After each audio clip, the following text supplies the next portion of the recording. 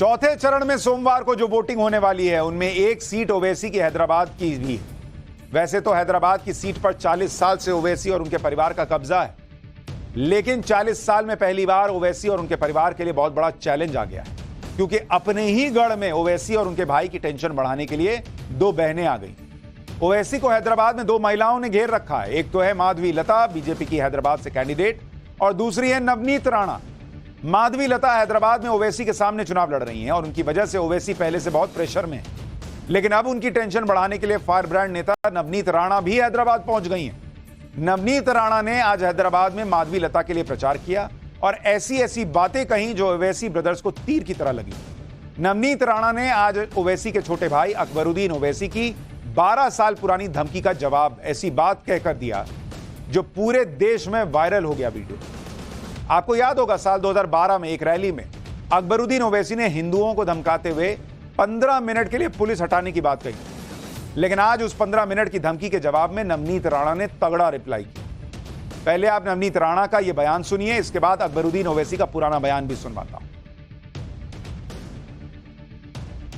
छोटा भाई बड़ा भाई ना, छोटा और बड़ा। छोटा बोलता है कि पुलिस को 15 मिनट हटा दो, तो हम दिखाएंगे बोले कि क्या कर सकते हैं। छोटे को मेरा कहना है तेरे को 15 मिनट लगेंगे छोटे, और हमको सिर्फ 15 सेकंड लगेंगे। 15 सेकंड पुलिस को हटाया, 15 सेकंड अगर पुलिस को हटाया तो छोटे को बड़े को ये पता नहीं लगा कहां से आया और कहां को गया। सिर्फ 15 सेकंड लगेंगे हम लोगों को किसी नाम मंच पे आ गए। नवनीत राणा ने आज ओवैसी की ही भाषा में जवाब तो दे दिया तो बवाल मच गया।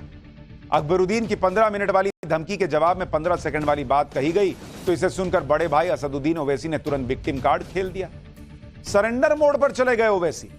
ये वही असदुद्दीन ओवैसी हैं जिन्होंने अपने छोटे भाई की इस धमकी का कभी विरोध नहीं किया, ना ही कभी उससे माफी मंगवाई, लेकिन आज अपने वोट बैंक के लिए इंसानियत की दुहाई दे रहे हैं। आज आपको असदुद्दीन ओवैसी का बयान भी सुनवाऊंगा, लेकिन उससे पहले जरा अकबरुद्दीन ओवैसी का वो 12 साल पुराना बयान सुनिए जिसमें उन्होंने 15 मिनट वाली धमकी दी। फिर दिखाऊंगा कि ओवैसी अपने भाई पे तो कुछ नहीं बोले, नवनीत राणा पे क्या बोल रहे हैं।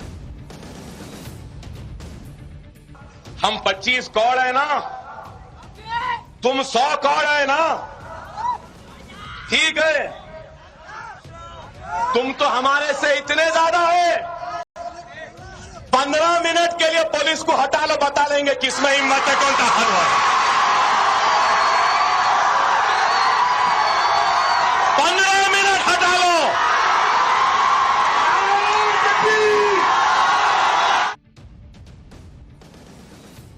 आप देखिए कि 2012 में देश में यह हाल था जब अकबरुद्दीन ओवैसी जैसे नेता देश में हिंदुओं को खुलेआम धमकी दिया करते थे 2012 में, लेकिन आज जब 15 मिनट के जवाब में 15 सेकंड की बात आई और नरेंद्र मोदी की सरकार है तो असदुद्दीन ओवैसी के सुर बदल गए।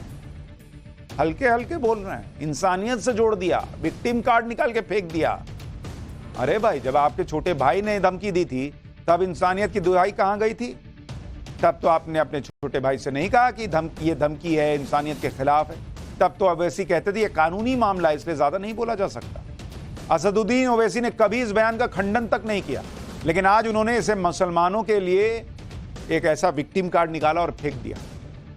सुनिए ओवैसी का यह बयान, इसके बाद यह भी बताऊंगा कि इनके छोटे भाई किस तरह जहरीले बयान देते रहे। 15 सेकंड दे दीजिए आप, बिल्कुल 15 सेकंड दे दीजिए। आप क्या करेंगे? अखलाक का हाल करेंगे, जैसा मुख्तार को किया वही करेंगे, या पीलू खान या फिर अपना रकबर।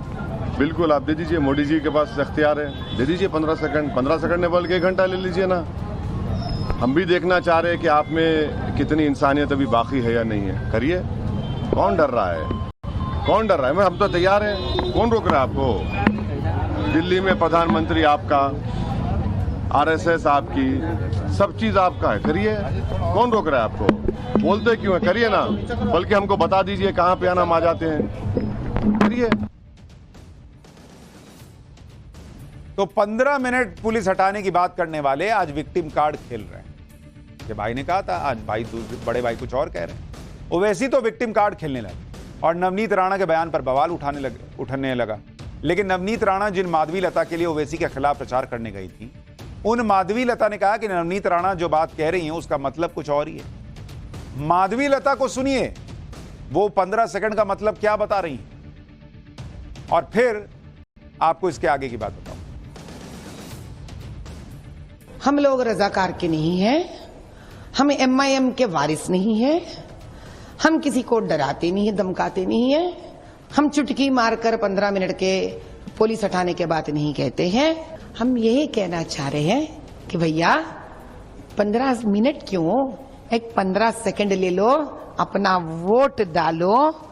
ये जो भड़काऊ भाषण में मत आओ। सबका साथ, सबका विकास और विकसित भारत की ओर जाना है। एक 15 मिनट ही लगेंगे आपको जाके वोट डाल के आने के लिए, ये था उनका कहना। अब माधवी लता ने अलग ही खेल कर दिया। उन्होंने कहा हम तो 15 सेकंड का मतलब कहने के जाओ, 15 सेकंड में वोट दो, इसके अलावा और 15 सेकंड में क्या ही हो सकता है। यानी माधवी लता ने तो क्लियर कर दिया कि नवनीत राणा का बयान वोटर्स के लिए था कि जाओ वोट करो 15 सेकंड में, और 15 मिनट की बात करने वालों को नकार दो, और यह मुसलमानों के लिए नहीं था। लेकिन ओवैसी इसी पर इमोशनल कार्ड खेलने लगे। उन्होंने मुसलमानों को खतरे में बता दिया। यह कहा कि बीजेपी में कितनी इंसानियत बाकी है।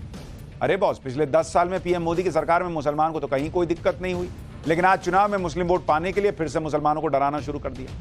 पीएम मोदी के दौर में भी ओवैसी के छोटे भाई ने कई बार हिंदुओं को धमकाया, लेकिन सबने शांति के साथ धैर्य का परिचय दिया।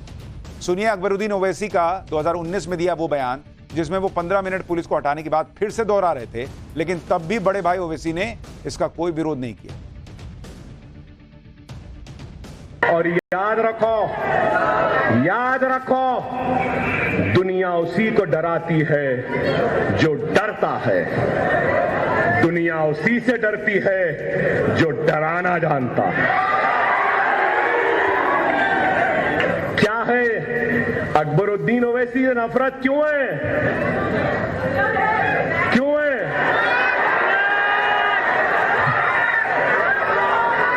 सौ सुनार की तो एक लोहार की। 15 मिनट ऐसा ज़र्ब है जो अभी भी नहीं भर सका। 2012 में धमकी देने के बाद 2019 में भी अकबरुद्दीन ओवैसी इस तरह के भड़काऊ बयान दे रहे। हैरानी तो आपको यह सुनकर होगी कि इसके बाद भी अकबरुद्दीन कोर्ट से बरी हो गए।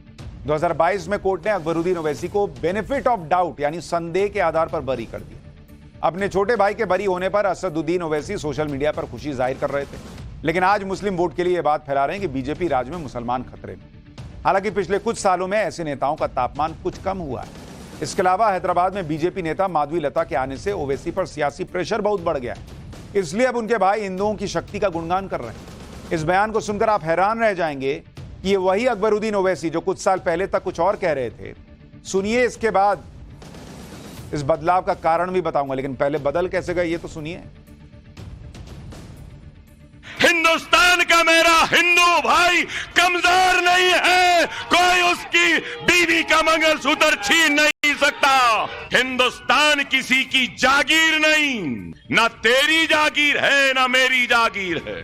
इस मुल्क को हम सब ने सजाया है। हिंदुओं ने सोमनाथ की मंदिर से सजाया तो द्वारका की खूबसूरत मंदिर से सजाया, जगन्नाथपुरी के मंदिर से सजाया तो काशी विश्वनाथ की खूबसूरत मंदिर से सजाया, तो मुसलमानों ने मक्का मस्जिद से सजाया तो जामा मस्जिद से सजाया। राजस्थान के राजपूतों ने हवा महल जैसे महलात कई ऐसे महलात से सजाया है, तो हिंदुस्तान के सिखों ने सुनेरी गुरुद्वारा से सजाया है। अब सोशल मीडिया पे लोग यही कह रहे हैं कि 10 साल के मोदी राज में इतनी ठंडक जो है वो आ गई है बयानों में। तापमान कम हो गया भाई साहब।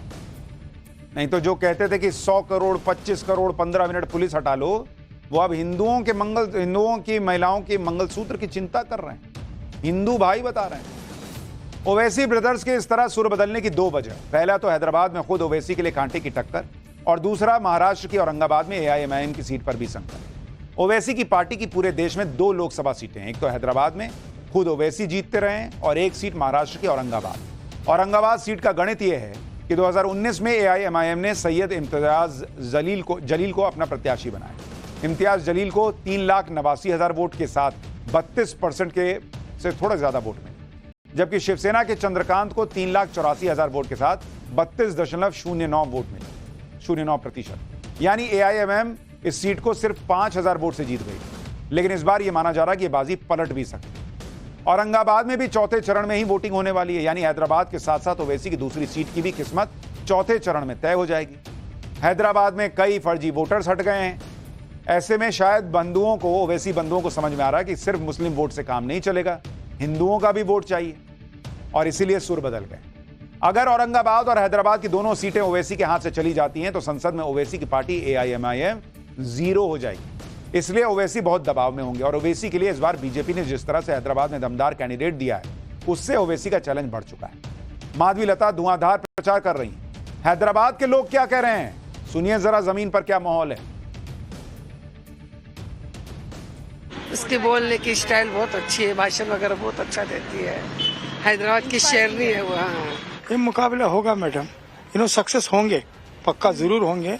बहुत कोशिश कर रही इसके बारे में, बिल्कुल कामयाब होंगे। जैसे सुपर, ये मोदी योगी के ट्रेंड में है। अभी तो टक्कर मिल रही है, दोनों में ही टकराव चल रहा है। अब आगे मालूम होगा कि दोनों में कौन आगे जाएगा या पीछे आएगा।